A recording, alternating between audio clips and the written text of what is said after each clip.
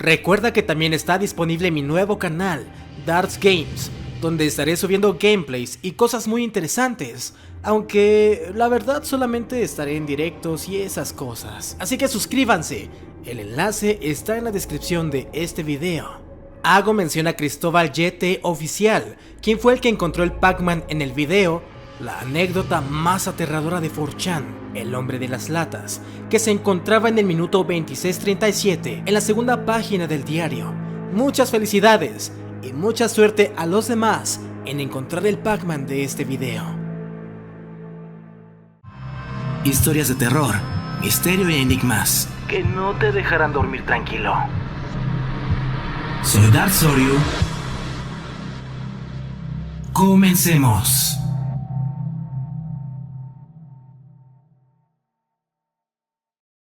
La cara de Dios. Dos cosas muy importantes sucedieron en el año 2075. La primera fue que la humanidad descubrió una manera para llegar al cielo. Pero la segunda fue el mismísimo apocalipsis. Resultó que existe una región en Plutón con una fuerza gravitacional extremadamente fuerte, lo suficiente como para que ni siquiera deje escapar la luz. Pero desde ese lugar en Plutón resplandeció una luz brillante y pura. Fue así como descubrimos el cielo, en primera instancia.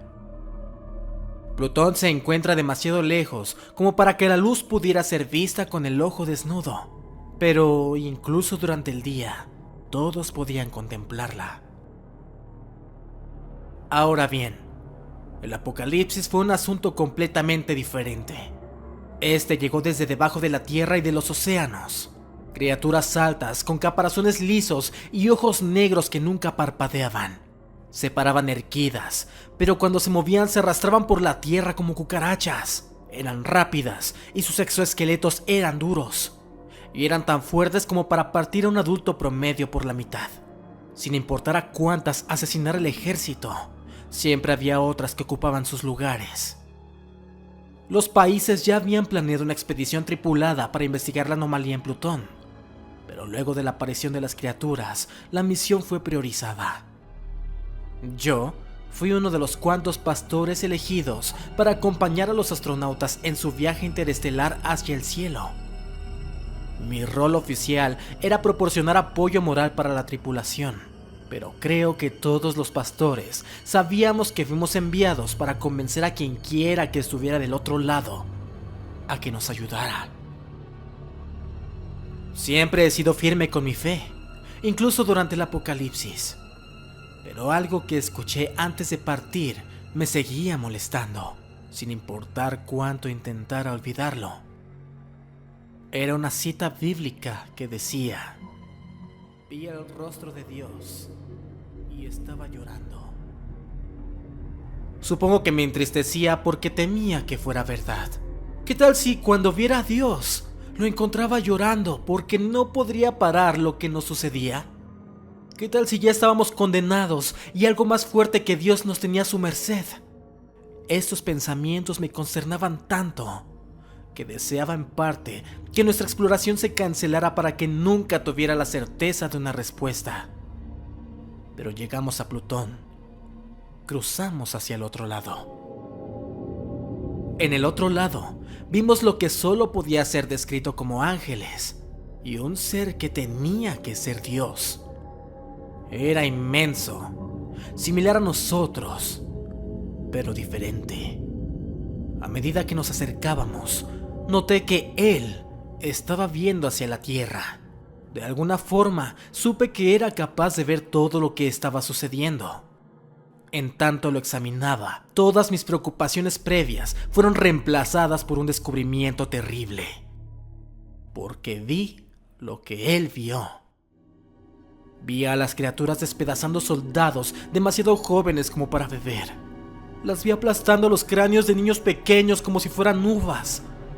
Las vi desmembrando familias enteras. Vi el rostro de Dios mientras él contemplaba todo esto.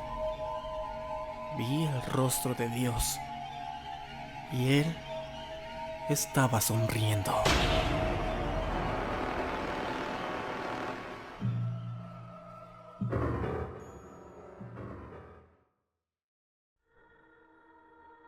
Números.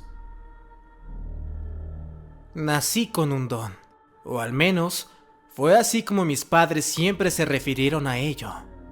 Personalmente no lo llamaría como tal, sino un saber, una habilidad observacional, por así decirlo.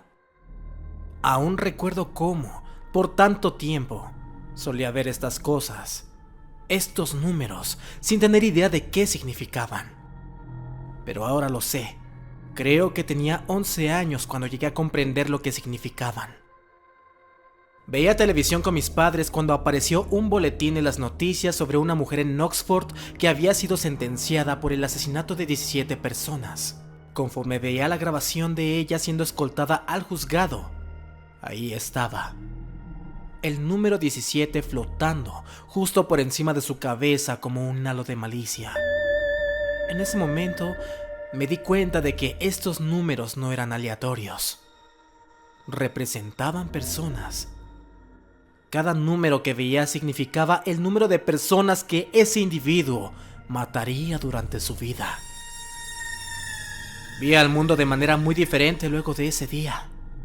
En un día normal, al caminar por la escuela y hacia mi casa, veía un mar de ceros y quizá algunos unos. A veces podría caminar al lado de un sujeto por la calle y el número 3 flotando por encima de su cabeza me haría sentir intranquilo. En lo particular, nunca he conocido a nadie con un número más alto que 1 y siempre me convencí a mí mismo con que esos unos se debían a algún accidente o algo por el estilo. Nada tan siniestro como un homicidio. A medida que crecía, los números permanecieron consistentes. Cuando al fin les conté a mis padres sobre mi clarividencia, acordamos que lo mejor sería mantenerlo entre nosotros. La primera persona que conocí con un número más grande que 1 fue a Kyle. Conocí a Kyle en una fiesta que organizó uno de nuestros amigos mutuos. Congeniamos rápidamente por tener muchos de los mismos intereses, pero siempre me sentía abatido cuando me concentraba en el 5 que se cernía sobre su cabeza. ¿5 personas? ¿Kyle? No me parecía posible y decidí con prontitud que no lo iba a cuestionar. Después de 3 meses de amistad, me desperté una mañana ante cantidad de mensajes en Facebook. Todos mis contactos estaban en un frenesí por lo que le había pasado a Kyle, pero nunca pude encontrar una respuesta clara de lo que sucedió hasta que bajé un poco por mi muro de inicio. Kyle había ido a una fiesta con su novia, Amy. Se habían emborrachado bastante, pero Kyle decidió que aún se sentía apto para conducir a casa. Tras 1,5 kilómetros de viaje, chocó con un auto que venía en dirección contraria, luego de que Kyle girara en el lado incorrecto de la carretera. Las publicaciones decían que el accidente fue bastante grave y que su novia murió al instante. Por más sorprendente que era esta noticia, una parte de mí no podía evitar sentirse culpable. Había sabido que Kyle iba a matar a alguien, pero no pude haber sabido a quién o cuándo. ¿Verdad? En tanto me seguía adentrando en las publicaciones, descubrí más acerca del auto contra el que Kyle se había estrellado. El auto se volteó por el impacto y rodó hasta una cuneta al costado de la carretera. El conductor, un compañero nuestro en el colegio, había muerto al instante. Sus 3 amigos, que eran sus pasajeros, murieron en el hospital por sus heridas críticas. 5 personas. Kyle asesinó a 5 personas esa noche y yo supe que iba a pasar. Cargué con la culpa de ese accidente por un largo tiempo. Traté de hablar con mis padres al respecto y ellos trataron de empatizar conmigo, pero sabía que no lo entendían. De hecho, fue muy difícil para cualquiera el entender por qué me estaba sintiendo de esa forma, hasta que conocí a Melanie, la mujer más hermosa que había visto. Empecé a salir con ella alrededor de 8 meses después del accidente de Kyle y sentí una conexión con ella que nunca había sentido con nadie más. Fue la primera persona después de mis padres a la que le conté de mi don, y me sentí muy aliviado cuando no se asustó ni me dejó. Fue muy tierna y comprensiva conmigo. Tenía una gran curiosidad al respecto. acompañada de una reserva interminable de preguntas. Cabe destacar, me confundió demasiado cuando se me quedó viendo, ampliando la mirada, y me preguntó qué número se encontraba arriba de su cabeza. Ella era un 0. Le dije esto y casi fue como si pudiera haber visto una pequeña onda de alivio traspasándola. Yo amaba todas las preguntas que me hacía. Se sentía bien que finalmente fuera capaz de hablar con alguien al respecto y que estuviera genuinamente interesada en lo que tenía que decir. Habíamos sido novios por más de un año cuando me preguntó algo que mis padres nunca me habían preguntado. Jamie, ¿podemos hablar? Se me acercó con timidez. Claro, por supuesto. Pues verás, siempre he querido preguntarte esto, pero nunca pude encontrar el momento indicado porque siempre me pareció un tanto personal. Anda, estoy seguro de que para este punto no hay nada que puedas preguntarme que vaya a ser demasiado personal. Bueno, está bien.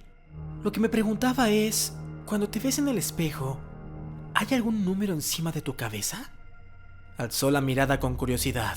Sus grandes ojos verdes estaban fijados en mí. De hecho, sí. Cuando me veo al espejo, puedo ver el número 13.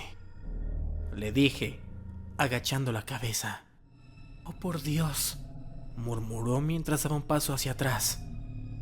¿Hablas en serio? No, obvio que no, contesté, incapaz de contener la sonrisa que crecía en mi rostro.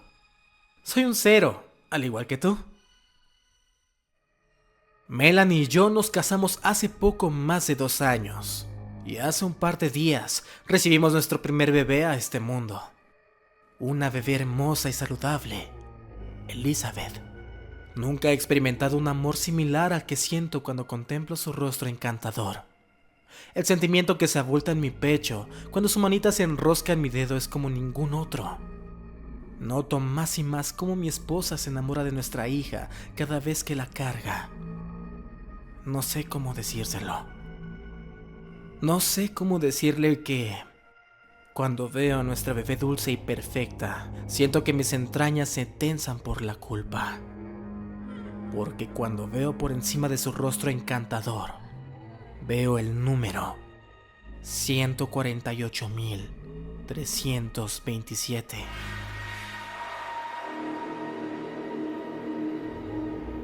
Tampoco sé cómo decirle que el día que nuestra hija nació, el número de Melanie cambió de un 0 a un 1.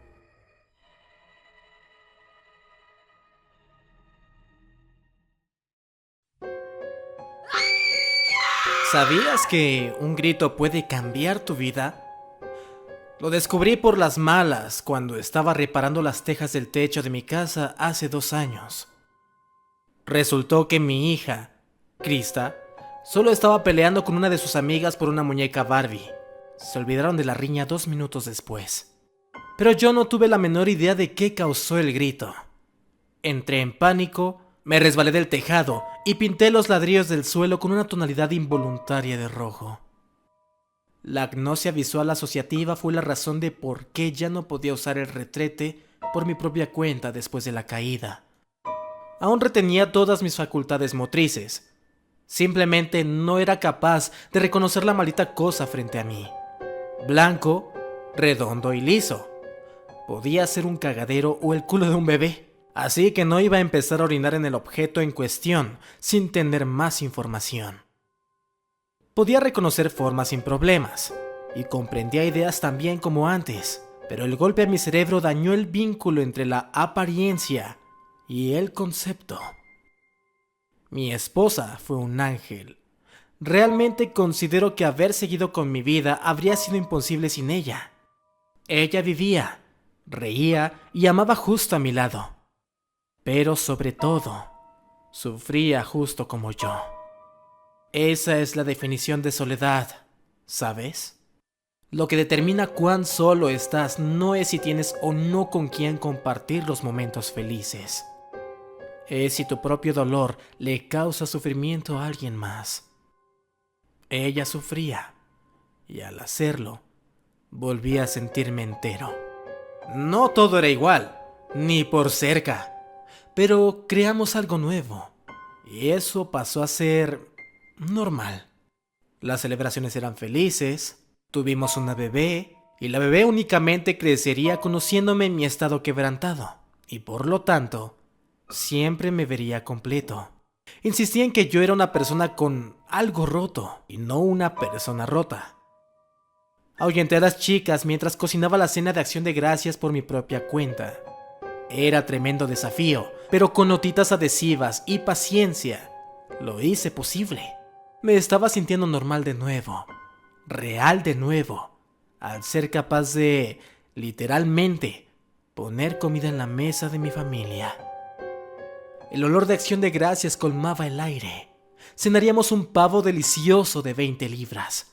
Panecillos calientes y espumosos casi se caían de la cesta. Había suficiente aderezo espeso para cubrir cada bocado.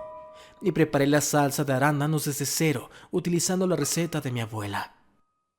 Cuando mi familia regresó del cine, les indiqué que se sentaran en la mesa mientras presentaba el pavo crepitante y humeante, recién salido del horno. ¿Sabías que un grito puede cambiar tu vida? Tuve que bajar el pavo solo para taparme los oídos. ¿Por qué estaban chillando con semejante histeria? Me concentré en la mesa. Algo se veía diferente. Mal.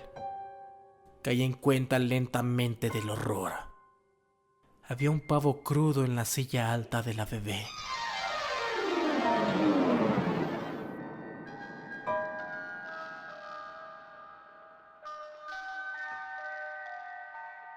Si estas historias no te dejan dormir y quieres escuchar más, no olvides suscribirte, dejar manita arriba y activar la campana de notificaciones.